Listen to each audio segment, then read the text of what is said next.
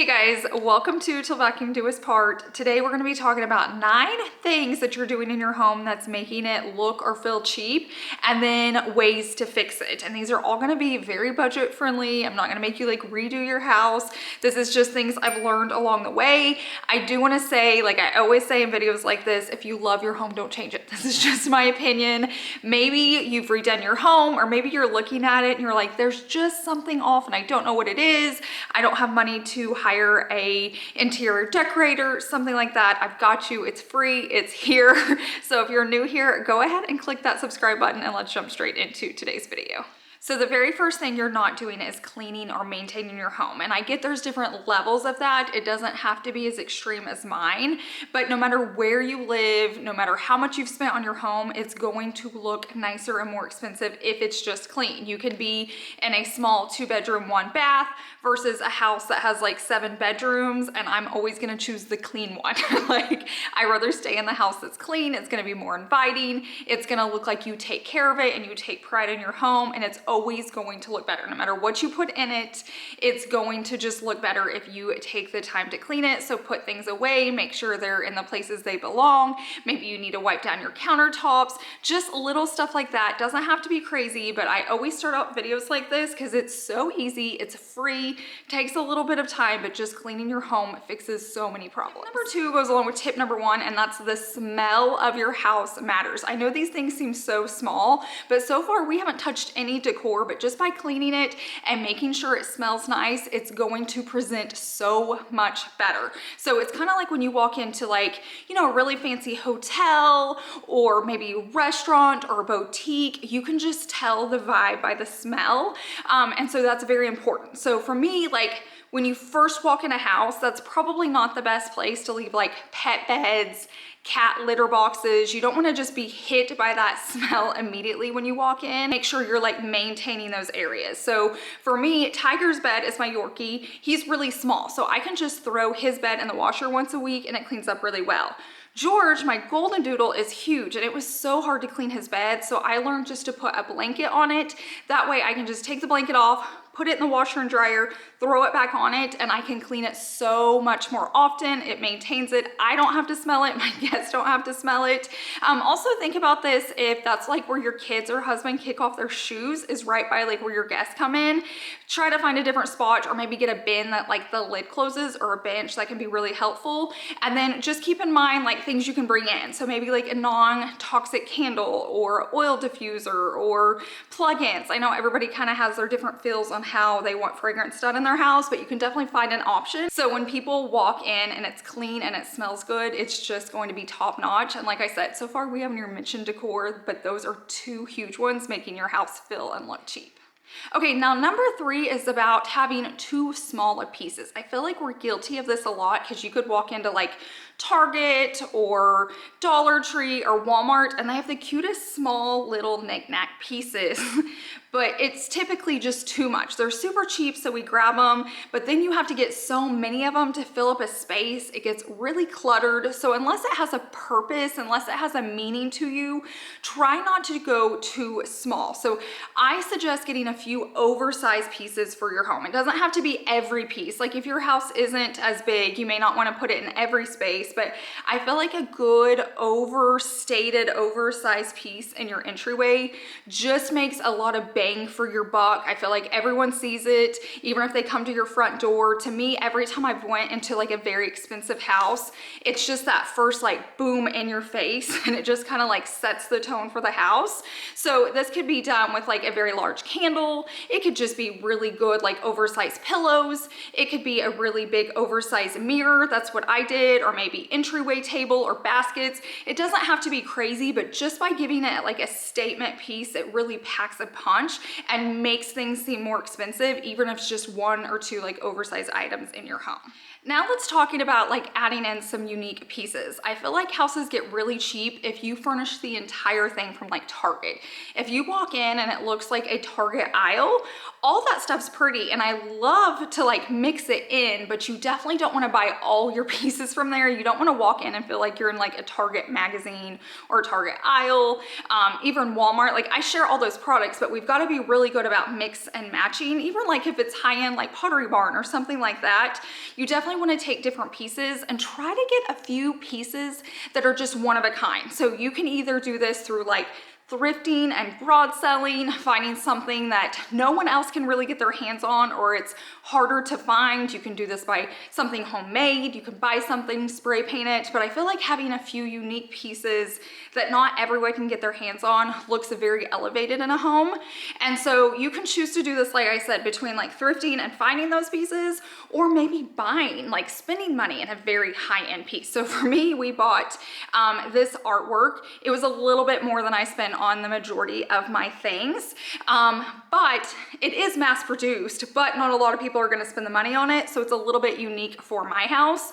Another place you can go is Home Goods. Home Goods always has very unique things, and like, yeah, a lot of the stores kind of get the same pieces, but it's never a ton of them. Like every store may get 2 of them or 3 of them, so like a few people may be able to get their hands on them, but not everybody. So it's just finding those very unique pieces that you love and that look good in your home that are really going to elevate the look. A huge mistake that I see all the time is how you hang your curtains.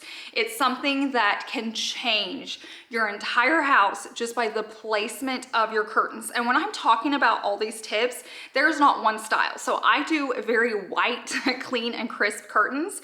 If you have color and pattern, that's fine. I'm just talking about the placement, not how they look. Now make sure they're like a nice quality, but even that you don't notice much if the placement's good. So you're gonna go up as close as you can to that ceiling. That's gonna draw your eye up. So if you have tall ceilings, it's gonna make them seem so much taller. But if you have low ceilings, it's gonna make your space feel bigger. And I know a lot of you guys have smaller houses or smaller bedrooms that you want them to feel bigger, you want them to feel grand. Just by hanging your curtains high, it's going to feel so grand. And the other thing we're not gonna do is cover the window. So we're gonna hang the rods far enough, you're gonna get them long enough that they go past the window. So when you have your panel, it's on the wall and not on the window. Now, if you wanna be able to close them, that's fine. Like all my windows I'm looking at right now, I can shut them, but when they're open, you want them on the wall so you see the full window. It's going to be so much brighter. Your house is gonna feel so much cleaner and it's going to be so, so grand. So we lived in this house probably about a year before we put our curtains up. And what's funny is I had bought all of them while we were building, but it just looked so clean and crisp. I'm like, I'm not gonna do it. One day I got the itch and put them in our bedroom and I was like, we've been missing out. Like, oh my goodness, the change it does is unreal. So you can do this like on a budget. This doesn't have to be crazy. All mine are from IKEA. I'm gonna link them on Amazon because like IKEA doesn't do a lot of shipping, or if you don't have one near you, if you do, go there. They're probably cheaper at IKEA, but I will link them down below in the description box through Amazon. They are white, they look like linen, they're beautiful, they're easy, they're simple, but I can link Amazon ones as well. Just find whatever taste you like. Be sure and measure it so you make sure they're gonna hit the floor, and then make sure they're wide enough that they're gonna be on the window. And if you want them to be able to close, make sure you've got the correct width. If you're just gonna leave them like open, it doesn't really matter. Another huge thing I see is lighting. Lighting can go really, really wrong, and just by tweaking a few things can change your home. And this can be done in different ways. First off, maybe you just need to change all your light bulbs. If you go from like a very warm yellow tone to daylight bulbs, your white looks so much cleaner. Now, if it's too much, like if this is too much for you, that's fine. There's like a medium ground. I do like the 5000K, I think. I'll link everything down below. But for me, it's a game changer. If I'm gonna have all this white, I don't want it to look yellow. I want it to look clean and I want it to look crisp. And so that's one way of doing it. Maybe it's just opening up those curtains. Maybe it's hanging those curtains different so the outside light can come in. Maybe it's cleaning your windows. Maybe they're so dirty, light's not getting in. Maybe there's a bush outside that window that's blocking, or something out there that needs to be moved. Another really big one, which is a little bit more, is if you paint your house. If you have like dark maroon walls or greens or blues or grays, that's going to make it feel so much darker than if you have like a lighter white or cream or beige or tan or something like that. Just like in here, it's super bright. If I take you into our movie room where they're like charcoal, it's really hard to film in there. It's just dark all the time. I can have all the daylight bulbs, all the light coming in, and it's just a darker space because of that, which works for a movie room. But if you're wanting a light space, they feel cleaner, they feel bigger, definitely just check out your lighting, kind of figure out what you're comfortable with. If you're comfortable with the brightness, I know at first when people do it, it's like a shock, but then they love it and it's so hard to ever go back. This next one's a 2-for-1, and it's like your hand towels and your soap dispensers. So if this is in a bathroom, if this is in a kitchen, I feel like just by switching out those two things, you can elevate your space a ton. So like, you may pick up the 98-cent little fish soap from Walmart and it works. That's fine, and it's fine for a kid's bathroom, but I suggest putting it in something else. Like, there's too many other cheap options that you can get at Walmart, you can get on Amazon. I'll link a ton for you down below, whatever your style is. If you want color, if you don't, like I said, pick what goes along in your house and that you love, but putting it in a container just looks so much nicer. You can also go to Home Goods in different places and buy it already in the container. So if you don't have a favorite soap and you just want to buy it done, it's super cheap. They're like $6.99, $7.99. I've had some for $3.99, just kind of depending on the size. I have massive ones in our bathrooms and they were like $6.99. So just keep that in mind. And then hand towels, just by upgrading your hand towels, and you just need one for every space. Like, it's not a ton. Getting something that has a really good texture, a really good color to it, and typically like a detail. So like, you can go to Walmart and get the cheap ones, and that's fine if that's in your budget, but typically you can go to like a Ross or a Home Goods and you can get one that has tassels, or maybe it's like a waffle knit. It just has something special about it, and that's going to make that space, especially with the hand soap, so much more elevated. And make sure you hang it pretty, it matters. Notice the way you fold it. It doesn't matter how you fold it, just make sure it's hung on there really pretty, and it's going to change the space. One more thing I wanted to mention, I had notes on, take those kitchen hand towels or, you know, cloths and put them in your bathrooms. So from what I've noticed, if you walk down like the bathroom hand towels, they're not as fancy as if you go down the kitchen aisle and look at their like hand towels.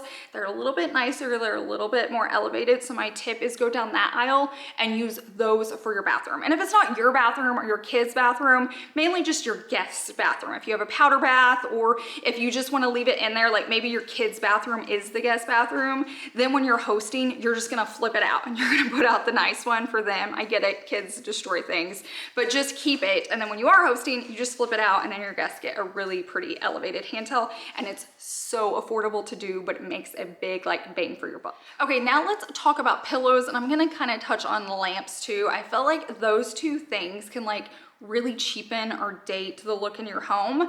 I feel like it's the same with shoes. Like with your outfit, I feel like someone can look really good and mess it up with their shoes. So, but with our houses, which is what we're talking about today, let's talk about pillows first, because pillows matter, and there's something that you can pick up pretty easy between Home Goods, Amazon, Target, all those things. I'm just gonna tell you what to look for if you're wanting to improve the look of your space and just make it look, you know, a little more expensive, which is the goal of today's video.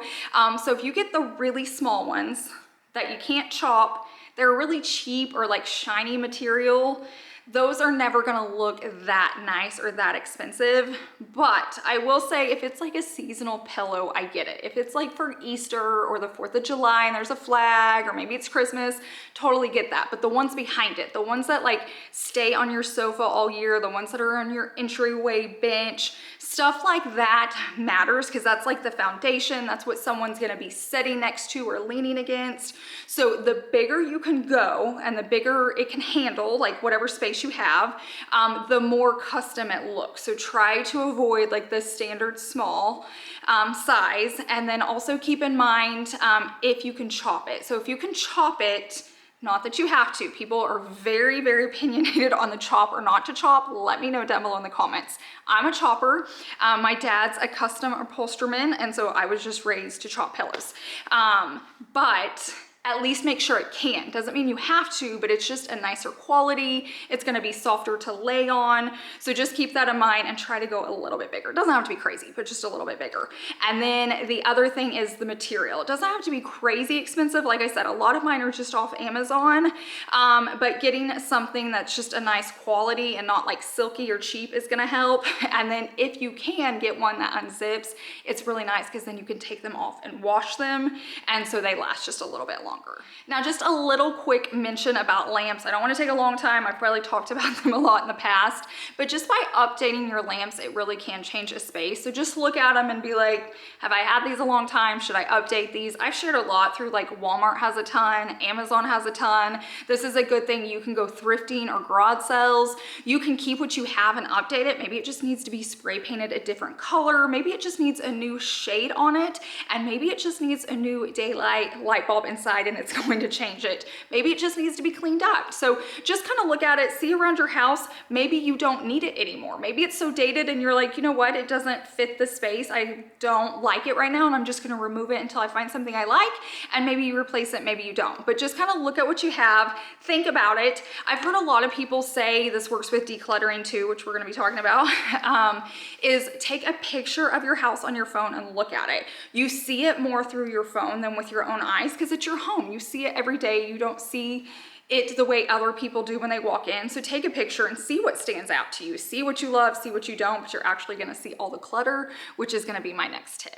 My last and final tip is to declutter. So this is $0. This just takes time. This can actually make you money because whatever you declutter, you can post somewhere, you can sell it to your friends, you can even exchange, you can donate it, you can do whatever you want. But if you sell it, then maybe you can like update the curtains that you need to move up that are too short now, or maybe you need to replace a pillow. But start going through your home and figuring out what you're really using and what you're not. Just by decluttering your space, you're going to make it feel bigger, and the amount of mental space it clears in your head is just unreal. Like, it is so weird how much this state of our homes can affect our mental state. And I know that seems crazy, but if you've ever decluttered your home, you get it. You know, people want to know why I keep my house so clean. It's like, because I need good mental health. I work on social media and I need all the good vibes that I can. And I'm just a happier person with a clean home, which makes me a better wife. It makes me a better mom. It makes me a better human. And so if cleaning my house and decluttering does that, that's what I'm gonna do. And it really is just a calming place. Like, I love to be home. I love coming home. I don't love vacations. My two humans do, Chase and Savannah. I would stay home for the rest of my life and just be fine. But it's good. It's good for me because they get me out. They let me see the world, but there's truly no place like home to me. So make sure you're loving your home. If I said something and you love your small pillow or you like where your curtains are, girl, keep them. I'm not telling you to change something you love.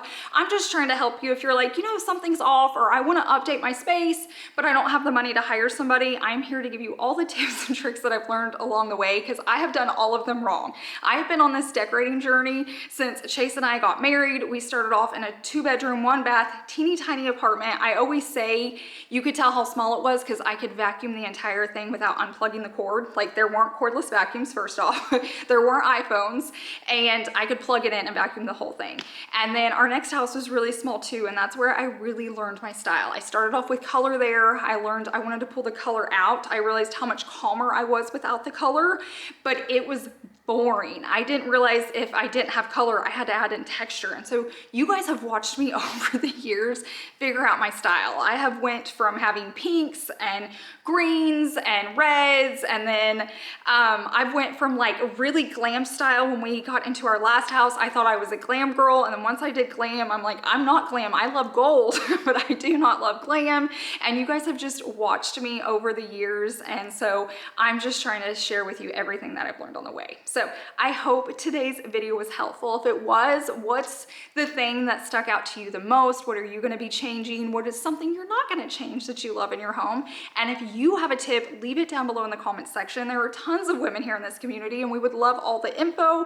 Maybe I'll see it and it'll be in one of my next videos. So thank you so much for being here. I hope you guys have a wonderful week, and I will see you in the next one. Bye.